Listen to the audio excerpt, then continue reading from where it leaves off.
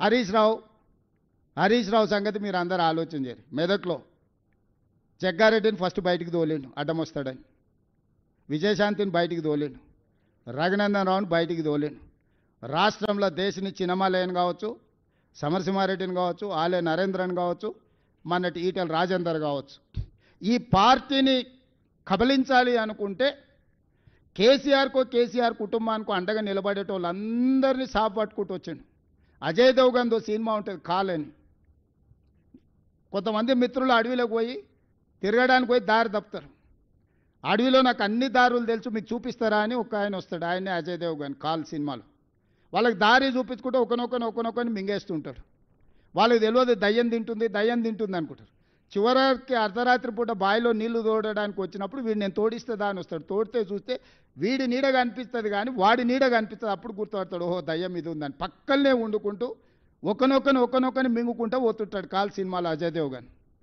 హరీష్ రావు కూడా అదే రకంగా కేసీఆర్ పక్కన చేరి రేపు ఈ పార్టీని కబలించడానికి అడ్డం వచ్చేటోళ్ళను, కేసీఆర్కు అండగా నిలబడేటోళ్ళను ఒకరొకరిని సాఫ్ చేసుకుంటాను. మొత్తం హిస్టరీ చూడండి. పోయిన వాళ్ళందరూ కేసీఆర్కు లాయల్గా ఉన్న వాళ్ళే బయటికి పోయారు. ఆలే నరేంద్ర నుంచి మొదలు పెడితే దేశని చిన్నమలే కావచ్చు, విజయశాంతి గారు కావచ్చు, నిన్నటి మొన్నటి ఈటెల రాజేందర్ కావచ్చు, బయట వాళ్ళని అందరినీ క్లీన్ చేసిండు. ఇంట్లో కేటీఆర్ కవిత కలిసి ఉంటే తిరుగుబాటు జరిగినప్పుడు వాళ్ళిద్దరు ఒకటి ఉంటే సమస్య అవుతుందని ఇద్దరి మధ్యలో పెట్టి కవితను కూడా బయటికి దొప్పించిండు హరీష్. వీడు ఉత్త సోంబేరోడు, మీకు తెలుసు కదా. కేసీఆర్ గారు ఆరోగ్యం బాగాలేదు, ఈయనకి తలకాయ బాగాలేదు, ఆలోచనలు బాగాలేవు. ఇంకా హరీష్ దేవుంది ఒకటే స్టెప్, ఇంకా ఒక ఫైనల్ ఏమంటారు, ఇంకొక అడుగు ఉంది గంతే. వెనకటికి కోతుల పంచాయతీ పిల్లి తీర్చింది అన్నట్టు ఈ రెండు కోతులు కొట్లాడుకుంటే ఆశ పంపకాల మొత్తం రొట్టె అటు కొంచెం ఇటు కొంచెం మొత్తం తినడానికి హరీష్ మొత్తం సిద్ధం చేసుకొని పెట్టుకున్నాడు. వీళ్ళ తెలంగాణ రాష్ట్రాన్ని కాపాడేది, వీళ్ళ తెలంగాణ రాష్ట్రానికి ప్రతినిధులు, వీళ్ళ ఈ నగరానికి భద్రత కల్పించేది, వీళ్ళ ఈ నగరాన్ని అభివృద్ధి చేసేది, వీళ్ళ సమన్వయము, ఈ బ్యాడ్ బ్రదర్స్ సమన్వయము మెట్రో ఆపడానికి, మూసీ ఆపడానికి, రీజనల్ రింగ్ రోడ్ ఆపడానికి, రేడియల్ రోడ్స్ ఆపడానికి, ఫ్యూచర్ సిటీని ఆపడానికి, వరంగల్ ఎయిర్పోర్టును ఆపడానికి, ఆదిలాబాద్ ఎయిర్పోర్టును ఆపడానికి, వీటిని ఆపించడానికి బ్యాడ్ బ్రదర్స్ కోఆర్డినేషన్ ఏంది? అభివృద్ధి చేయడానికి సహకరించండి. ఈరోజు ప్రభుత్వం వచ్చింది, ప్రజలు ఎన్నుకున్న ప్రభుత్వం ఇది. మేమేం మీ ఆస్తి అడగడం లేదు కదా. ఈ కక్ష ఏంది? అందుకే విజ్ఞత కలిగిన జూబ్లీహిల్స్ నియోజకవర్గ ఓటర్లను నేను విజ్ఞప్తి చేస్తున్నా, మీ సమస్యల్ని నగర అభివృద్ధిని చేసే బాధ్యత నాది.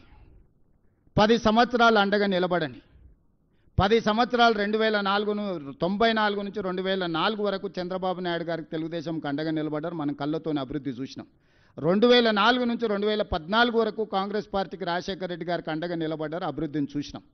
2014 నుంచి 2024 వరకు మోడీ కేసీఆర్కి అండగా నిలబడ్డారు, విధ్వంసాన్ని చూసినాం. ఈ 2024 నుంచి 2034 వరకు 10 సంవత్సరాలు జంట నగరాల ప్రజలు మాకు అండగా నిలబడండి, అభివృద్ధి చేసి చూపిస్తాము, మెట్రో పూర్తి చేస్తాం, మూసీ నది ప్రక్షాళన చేస్తాము, హైదరాబాద్కు గోదావరి జలాలను ఇంకా అదనంగా తీసుకొస్తాం, ఫ్యూచర్ సిటీని నిర్మిస్తాం, రేడియల్ రోడ్డును నిర్మిస్తాము, రీజనల్ రింగ్ రోడ్డును నిర్మిస్తాము, మచిలీపట్నం పోర్టుకు రోడ్లు వేస్తాము, శ్రీశైలానికి ఎలివేటర్ కారిడార్తో పాటు గ్రీన్ఫీల్డ్ హైవేస్ నిర్మిస్తాము, ప్రపంచంలోనే అత్యధికంగా గ్లోబల్ కేపబిలిటీ సెంటర్స్ని ఇక్కడికి తీసుకొచ్చి పెడతాము, డేటా సెంటర్స్ని ఇక్కడికి తీసుకొచ్చి పెడతాము, ఫార్మాలో పెట్టుబడులు తీసుకొస్తాం, పరిశ్రమలు తీసుకొస్తాము, ఈవీ వెహికల్స్ ఆటోమొబైల్ ఇండస్ట్రీని హైదరాబాద్ నగరానికి తీసుకొస్తాము, శాంతి భద్రతలను కాపాడతాము, గంజాయి డ్రగ్స్ను తొక్కి నారదీస్తాము. ఇవాళ మనం ఎంత కష్టపడ్డా మన పిల్లలు స్కూల్కి పోయి గంజాయి చాక్లెట్లు తినే పరిస్థితి వచ్చిందంటే ఎంత ఆందోళనకరమైన పరిస్థితి ఉంది నగరంలో. చెరువులు కబ్జా పెట్టుకొని, నాలాలు కబ్జా పెట్టుకుంటే ఆ నీళ్లు మనం జీవితాంతం కష్టపడ్డ వస్తువులన్నీ కూడా నీట మునిగిపోతే ఆ దుఃఖం ఏందో చూడండి. నాలాలు చెరువులు కబ్జాలు పెట్టుకున్న వాళ్ళు 10ల మీద ఉంటే వాళ్ళ కబ్జాల వల్ల మునిగేటోళ్ళు వేలాది కుటుంబాలు ఉన్నాయి. వాళ్ళకి న్యాయం చేద్దాం, నష్టపరిహారం ఇద్దాం. చెరువులు ఆక్రమించుకున్న వాళ్ళు లేకపోతే నాలాలు ఆక్రమించుకున్న వాళ్ళు పేదోళ్ళు ఉంటే, బలిసినోడు ఉంటే పగులుతుంది, పేదోడు ఉంటే ఆదుకుందాం. రాండి, ఒక ప్రణాళికబద్ధంగా అసెంబ్లీలో చర్చ పెడదాం, ఒక ప్రత్యేకమైన చర్చ తీసుకుందాం హైడ్రా మీద, ఈగల్ ఫోర్స్ మీద, ఈ రెండింటిని ఎప్పుడు చెప్తే అప్పుడు పెడతా సెషన్స్, నిర్దిష్టమైన చర్చ చేద్దాం. మీరు మొత్తం చెప్పండి, మేము చేస్తున్న తప్పులేమనుంటే తీసుకురండి, సరిదిద్దుకుందాం, సవరించుకుందాం. మేము చేస్తున్న మంచి పనులు మొత్తం వివరాలు తీసుకొస్తా. అంతర్జాతీయ స్థాయికి రోజు విస్తరించాలి, పోటీ పడాలి అని అంటే అభివృద్ధికి సహకరించాలి. ఇప్పటి వరకు కౌన్సిలరు, కార్పొరేటర్లు, ఎమ్మెల్యేలు, ఎమ్మెల్సీలు, ఎంపీలు, రాష్ట్రం, కేంద్రం బీజేపీ బీఆర్ఎస్కే ఇచ్చారు. ఈ ఒక్కసారి మాకు అవకాశం ఇవ్వండి. నవీన్ యాదవ్ యువకుడు, ఆ పిల్లగాడు అక్కడనే పుట్టిండు, అక్కడనే పెరిగిండు. ఆ పిల్లగాడిని రౌడీ రౌడీ అని మాట్లాడుతారు. ఎవడా దీపావళి పండుగ రోజు గంజాయి కొట్టేటోడు రౌడీ అవుతాడా? గల్లీల పేదోళ్ళకి అండగా నిలబట్టోడు రౌడీ అవుతాడా? 10 ఏళ్ళ సినిమా హీరోల గెస్ట్ హౌస్లలో నువ్వు ఎట్లా గడిపినావో లోకానికి అంతే తెలుసు. ఎప్పుడైనా సినిమా కార్మికుల గురించి ఏ రోజు అని పిలిచి మాట్లాడినవా?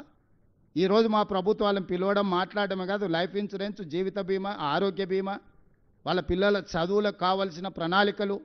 రేపు సినిమా టికెట్ల ధరలు పెంచితే 20% వాళ్ళకు వెల్ఫేర్ బోర్డుకి ఇస్తేనే సినిమా టికెట్ల ధరలు పెంచుతానని నేను